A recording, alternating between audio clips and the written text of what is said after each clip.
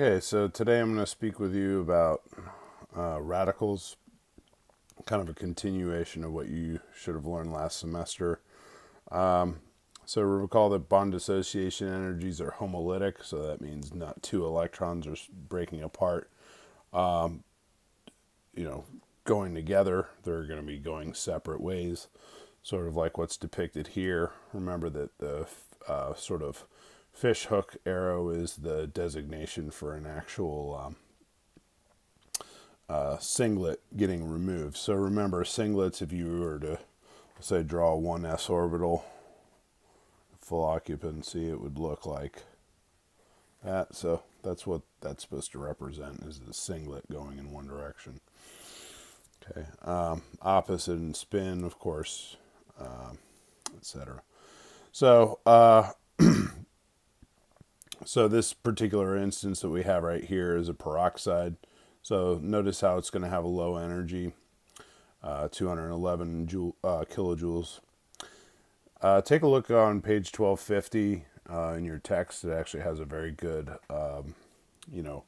H and whatever nucleus homolytic bond dissociation energy, as well as other types of atoms or elements rather. So that's where you'll see the peroxide, you'll see CO, you'll see a bunch of different radical species to form.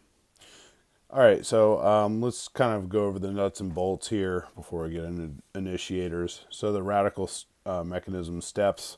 So sort of a fire analogy that I have to the right here. First being the initiation or spark, so something that's got to ignite or start the reaction. Right, and then propagation steps are essentially the fuel. What's going to bind with what, and then kind of work in sort of a chain reaction or domino effect. And then finally, termination or extinguisher, where two things come back together and, maybe in very minute form. And that radical sort of chain reaction is stopped. Okay. Now, to speak of sparks or initiators, let's look at a few examples here. So UV light or some high intensity light is going to split up bonds. Peroxides is mentioned before, so these are stable radicals once broken apart, so that's why there's such a low energy there. There's stable in the sense that they can actually break apart and become reacting out with something else. Radicals themselves are not stable. I mean, the actual term kind of goes against the whole premise of stability, but sort of like a radical person is not very much a stable person. Think of Charlie Manson. All right. Anyway, here's another one. So N-bromosuccinimide, so NBS, that's a radical initiator with bromine. So bromine's a pretty classic radical example. So Br. And if you think of Br, you think of 7 valence electrons. So you can almost think of it as being elemental bromine, right? But that singlet, it really wants to tango with another to establish a bond and become more stable.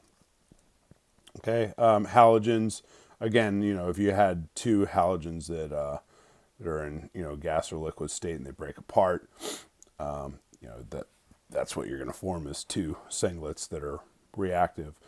And then AIBN, which is a larger molecule, but it basically splits off and creates N2 gas irreversibly. So it's a great radical initiator. It's irreversible. Okay, so then you also have, don't quote me on this, I think that you have two equivalents of this type of radical here. So it's highly stabilized by that CN triple bond that's right beside it. But when we get into actual stability of radicals, we'll kind of go over that trend again.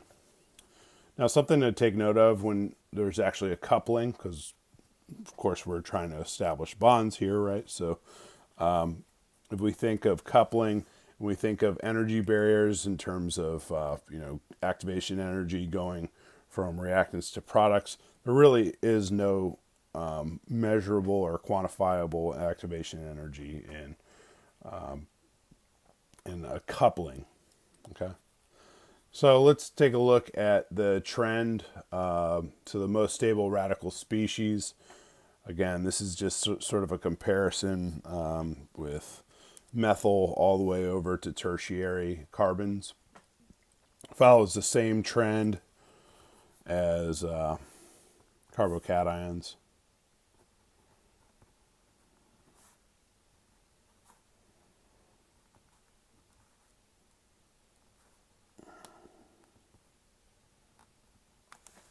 So it's actually going to have the same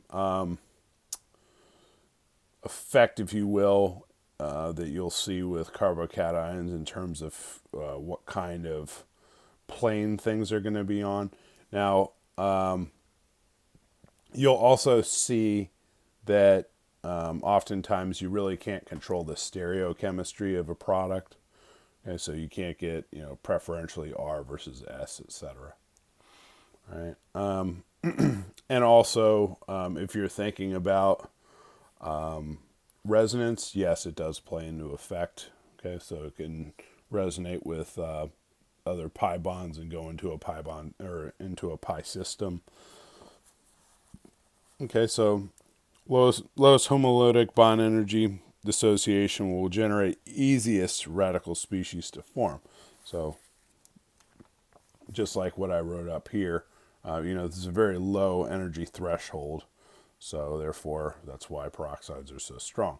So for instance, if you're using peroxide to disinfect a wound or, brush your teeth with it, you can notice that immediately you start to see some bubbling and what have you. So that sort of goes to show just how reactive these kind of species are. Okay, so what you'll see in a bottle of 3% hydrogen peroxide is going to be the most simple type of peroxide, but just take into account that that's why it's 3%. If it were 30%, like what you can get commercially, through Sigma Aldrich or some chemical outfit, it's going to be much stronger, and you can actually cause some pretty severe burns. So highly reactive, like I said.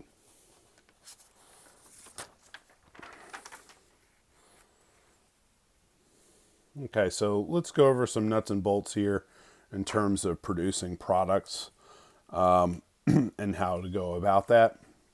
So the first step here is you're going to have your homolysis.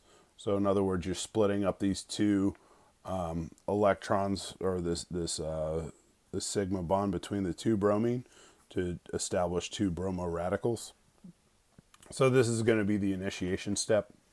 Again, that spark that kind of starts everything.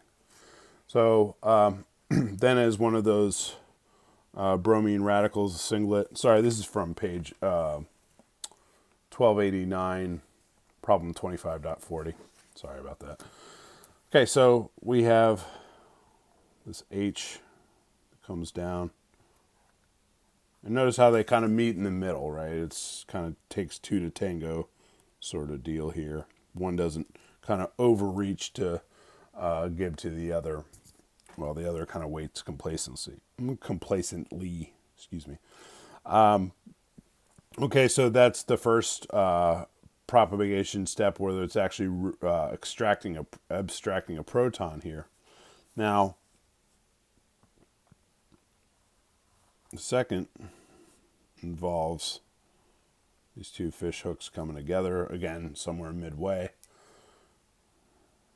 And this bromo group breaks off. And then you have a product that is not stereospecific. So, well, rather it's not optically active, right? So there's an axis of symmetry right here about the whole ring. So in other words, there's no RS configuration. So you're in the clear for this one. For the second example, is a little bit of a different story. Not only do you have a double bond to work with here. You have NBS. Notice how light is what's also going to be sort of the initiator here. So HV is just short for, UV light, strong UV light. Okay, so when bromine splits up, again, you're going to have some kind of initiator, but NBS is actually a different species. You can take a look at it. So N-bromosuccinimide is going to look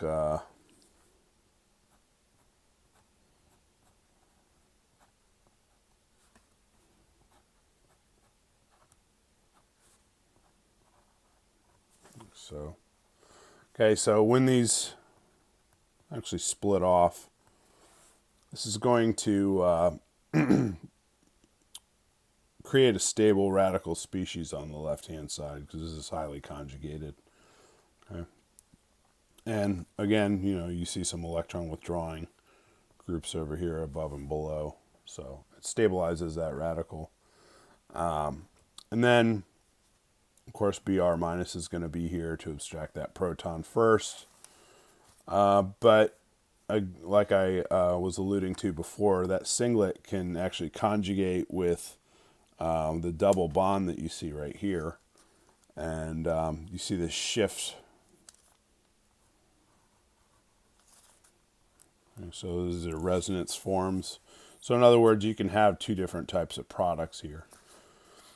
Okay, so after I kind of drew two steps into one here. So these arrows are just to denote that there's some kind of shift in where the electrons are positioned. So in other words, this pi bond is moved down one bond, and then that singlet is up towards just alpha to where those two methyl groups are. And since this is a full octet, it can't, go anywhere else. And clearly no hydrogen can be abstracted. So there's the propagation step, right? So now you formed two different types of compounds here. So these are, of course, constitutional isomers of one another. Notice how one is just alpha and the other one is, I guess, gamma, or, there's a 1,4 relationship versus a 1,2 relationship. But that pi bond is also shifted. Okay. And there could be another termination step here, say, for instance, with A, where you would have two of these equivalents that kind of combine together.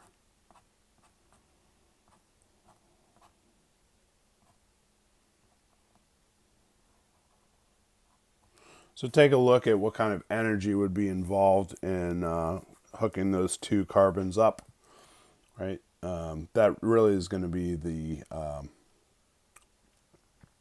sort of arbiter in terms of what's going to terminate and stop the reaction. So if this comes back together, doesn't mean to say that if you're shining light on it, it's not going to continue.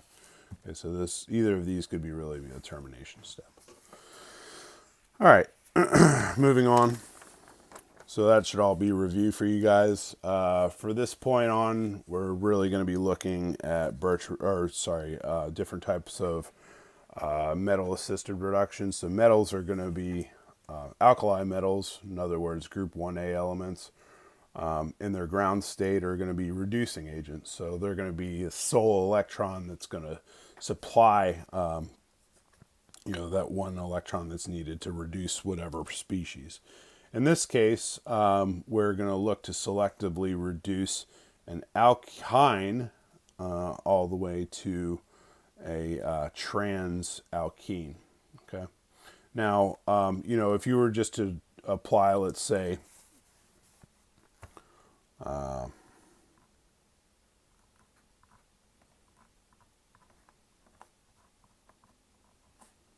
H2 and platinum,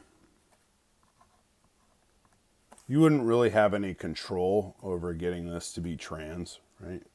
First of all, that H2 kind of goes down at the same side. So, and the metal is really acting as a mediator to keep the electrons sort of free to break. Okay. So, in other words, if anything, you would get a cis double bond, and then that cis double bond would be even easier to hydrogenate, and you would just go straight over to this compound. Okay. So this is not very selective, and it's not very controllable. So in other words, you're going to have to use a high pressure of H2 gas and heat in order to make this reaction occur anyways. So in other words, you need some kind of lower energy, if you will, approach. So notice how NH3, ammonia, is going to be in liquid form. So that means it's got to be relatively cool, low temperature, in order for that NH3 to remain as a liquid, because at room temperature it's a gas. Okay, so the initiation step is simply going to be sodium losing its sole valence electron. Okay. So we'll just draw a dot right beside that E there to represent that single electron. Nothing to oppose its charge, so therefore it's negatively charged. Okay. First thing it's going to do in terms of propagation is it's going to break up one of those pi bonds. So now it's going to be a lone pair on one end and a singlet on the other. Now, if you really think about it, like for instance, this phenyl group is going to be pretty bulky. So it's going to position things opposite of one another to be in lowest energy. And this orbital is going to be there sort of like a hydrogen would be. So in other words, it wants to stay in its lowest energy form while it's a radical, of course. And then it's going to act as a very strong base. So, if you look at the pKa of NH3, it's going to be pretty high. It's going to be in the upper 30s. So that means it takes quite an appreciable base to remove it. Something like, an alkene conjugate base is going to be highly, highly basic. So in other words, you're going to generate NH2 minus, right? So minus charge is going to go from here to the nitrogen. And that NH2 is going to be stabilized by Na plus, right? So you always need to have some kind of counter charge to balance everything out. Okay, so now that alkene has been properly protonated, this singlet needs to pair up with another singlet to get a more stable lone pair, and then a second equivalent of NH2, or sorry, NH3 is going to be there to act as an acid, quote unquote, to acidify and make your product, which is just right up here. Okay, so if you really think about it, in terms of equivalence, you'll at least need two of each of these in order to, make sure that you get the best yield possible, probably even more in terms of excess. Okay, so that's problem 25.57 on page 1290. So this is just an example of dissolved metal reactions doing the opposite, essentially, of a Limlar catalyst.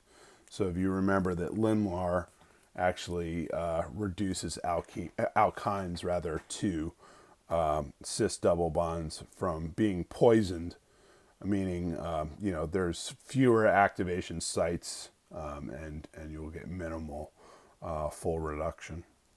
Okay, so, or minimal full hydrogenation rather. So you can test that out on with problem 2557, and if you have any questions about that, you can come see me during office hours. Okay. Now, moving on, a Birch reduction is also a pretty powerful reduction technique. In this case, it's actually going to produce, it's going to work with, let's say, some kind of phenyl or benzene derived substrate. So in this case, we're going to use toluene. So what it does is break up resonance. So that kind of tells you how powerful it truly is. It's breaking up an aromatic system. So remember, we think of aromatic systems as being very stable. Right? So even if you do something like an electrophilic aromatic or substitution, right? You see that even though you do a substitution between a hydrogen and some kind of substituent that you're throwing onto the ring, you notice that, it doesn't break up those 3 pi bonds that make a pretty stable complex. So on problem 25.61 on page 1291, you'll see that here's the toluene. Okay, so you have, this is a CH3 group on the top. Sorry, this could be misconstrued. But you can think of lithium in the ground state giving up its sole electron, its sole valence electron there, and coordinating with one of these pi electrons to form a lone pair, just like you saw above. Okay, so that lone pair is going to be very basic. So you're still going to use NH3 as a solvent, but using some kind of alcohol, that alcohol is going to be a very formidable acid for you to use. Okay, so lithium in its ground state can also react with alcohol too, but just for the sake of this is why you would do it at low temperature. Okay,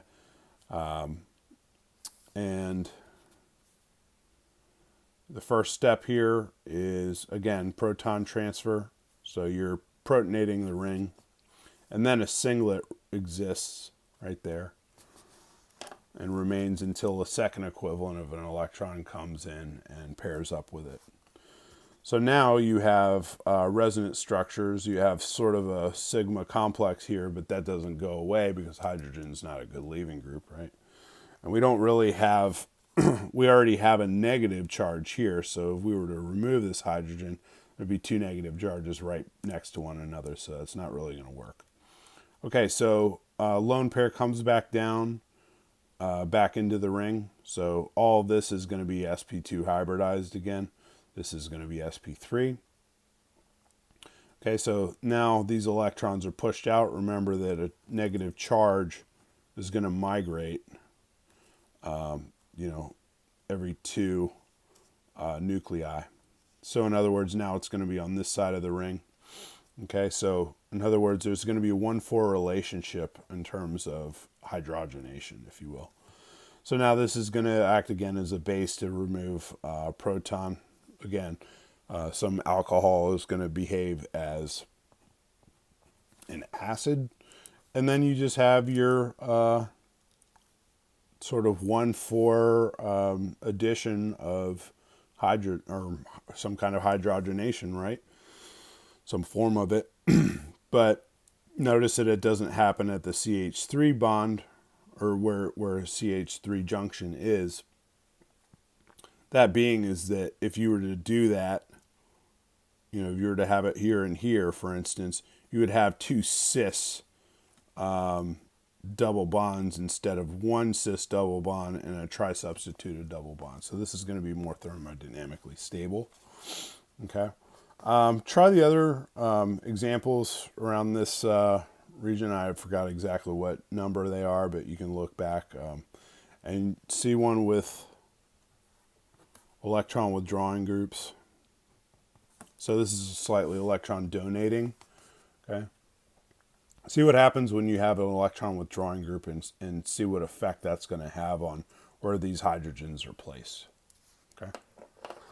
All right. Lastly, we're going to use radicals in synthesis. So this is going to be a brief one. All right. I guess this one being the lecture itself. Go to page 1293 and look at problem 25.73. First step I've already done for you. You're just going to form a halide there at the 2 position of propane. Okay, so if you react this with NaOH and heat, you're going to get an elimination. Okay. Now, if you treat this alkene with Br2 in the dark and carbon tetrachloride is simply going to be a solvent to keep things dissolved. So that's going to be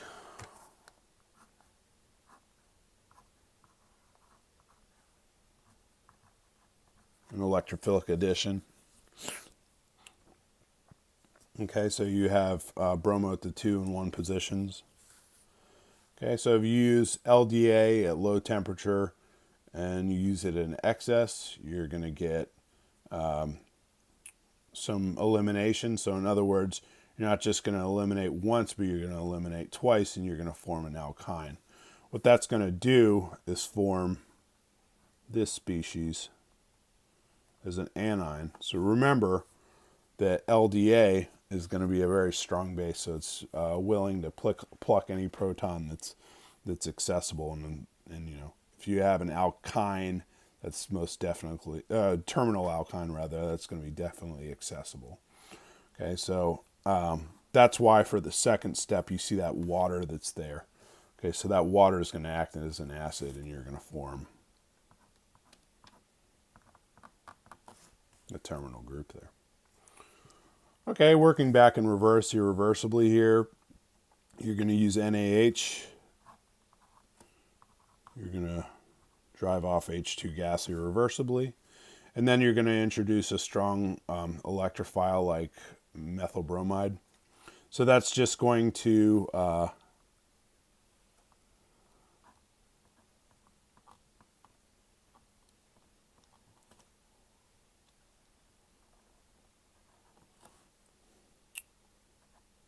methylate at that terminal position.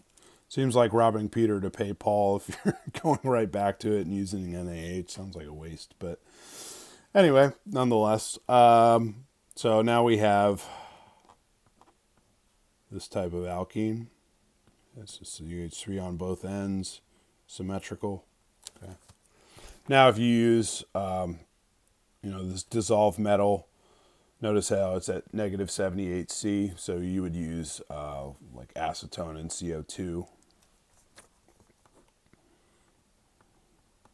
to get things that cold. CO2 solid, that is. Remember, dry ice is going to be very cold. Okay, so what that's going to do is, of course, hydrogenate trans. So that's the product you're going to get from that reaction. If you use H3O, what's that going to do? That's going to put, it's basically going to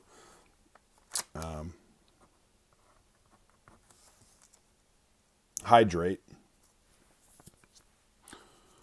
So in other words, you're going to add an H and then you're going to have an OH on the other end, and that's going to be acid assisted or acid catalyzed. Okay, so you have 2-butanol as your product there. If you treat that with KMNO4, you're going to get 2-butanone. Okay. So 2-butanone is going to be the product on the left, so this is going to be a convergent synthesis. So if you use HBr in the presence of a peroxide, you're going to get anti-Markovnikov addition. Okay. Now, I might have drawn things a little confusingly here, but if you have a Wittig formation, so they have PPH3, and then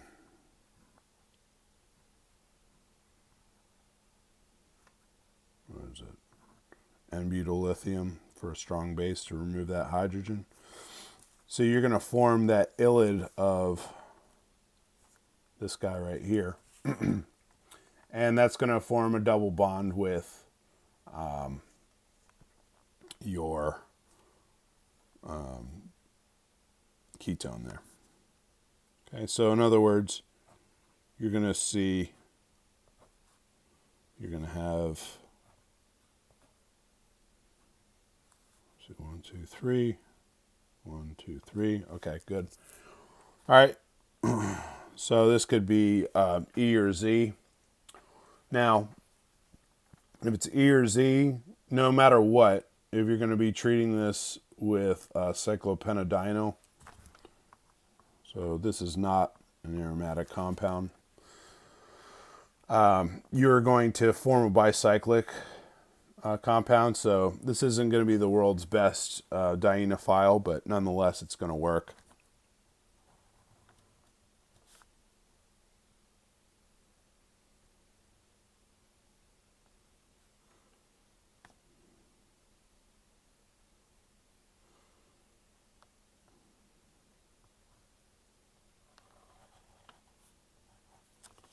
Okay, sorry about those arrows being so scrunched together. But essentially, you're going to form a bicyclic compound like what you see right here. And you're going to see a diastereomer of that. Remember, this is going to be flat, so there's equal opportunity of this happening above or below. So you're going to get a diastereomer mixture of these two compounds. Okay. So today's was a little short and sweet and to the point. Polymers and mass spectrometry will probably be the same. So yeah, there's not much to it in terms of new material here. Just make sure you brush up on your radical chemistry, and I'll see you next time. Thanks.